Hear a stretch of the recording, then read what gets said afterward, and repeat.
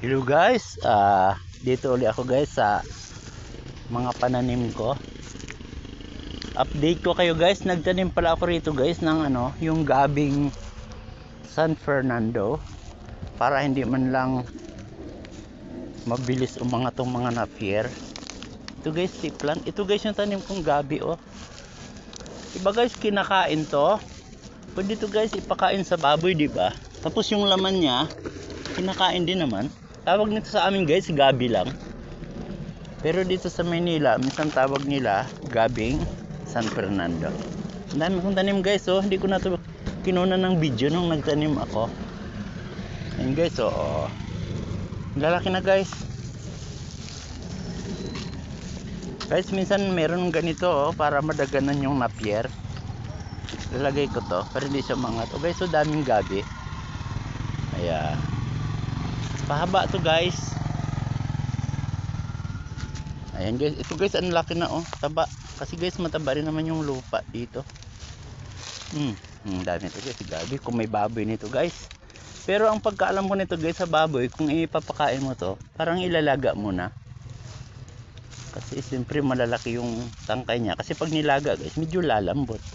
Siyempre matigas rin naman to kung bibigyan mo kaagad ng rekta sa baboy. Ihiwain mo guys ng maliliit. Tapos pakuluan. Ayan. Dami nito guys oh. Dami guys oh hanggang dito. Dami napier guys. Pero at least guys dito sa ilalim ng gabi, wala nang napier. Kasi hindi sila gaang maarawan. Oh.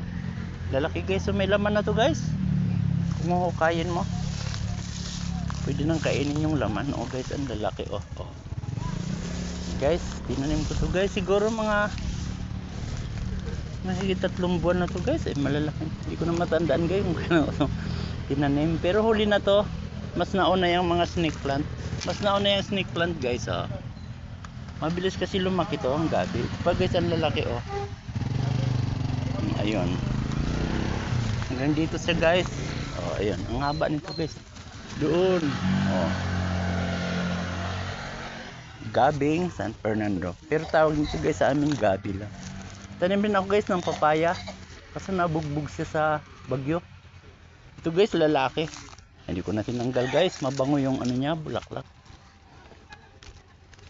Bango ng bulaklak niya guys. Pero lalaki. Minsan daw nakakatulong din man kung may lalaki. Kung marami kang tanim na babae. Kasi sa pollination, nakakatulong din siya.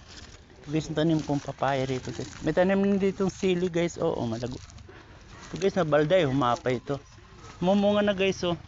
Ito guys, maganda naman, may bunga na. Pero yung iba kasi guys, lalaki. Saka nung bumagyo, siyempre, yung ibang dahon, nabali. Na-stress siya guys, oh. Tingnan mo yung tubo niya. Against the light. Hindi maganda. Kasi nabagsakan siya guys ng sanga. Siyempre pag nabali yung dahon niya, ito yung mahirap guys, pag lalim kasi ito guys ng akasya sa ilalim. Siyempre pag may nababaling sanga, babagsakan siya kasi no lang mabali yung dahon. Pero may bunga na guys oh. Papaya. Hanggang doon guys sa dulo oh, may papaya. Ito oh. Yan. Guard! Hello guard! Kaway kaway guard! Naka-video ka! Ayun yung guard ko na 55 years old lang. 75 na po si guard. Pero at least malakas pa guard no? Nakakailan pa guard? Nakakailang akyat baba? 3 inom ng tubig. 3, isa sa Holy Week, Christmas. Linawin mo. Okay guys, joke lang guys ha. Sige guard, ingat guard ha.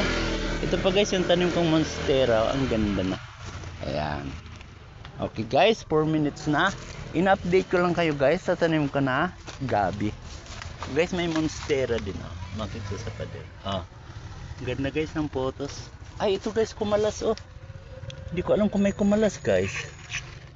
Tanggalin ko na lang to guys. Itatanim ko. Baka may tumuklap kasi hindi yan basta natutuklap guys eh. Pero dami ring photos dito guys. Ang gabi, paalam na gabi. Ayan, 4 minutes, magpa 5 minutes.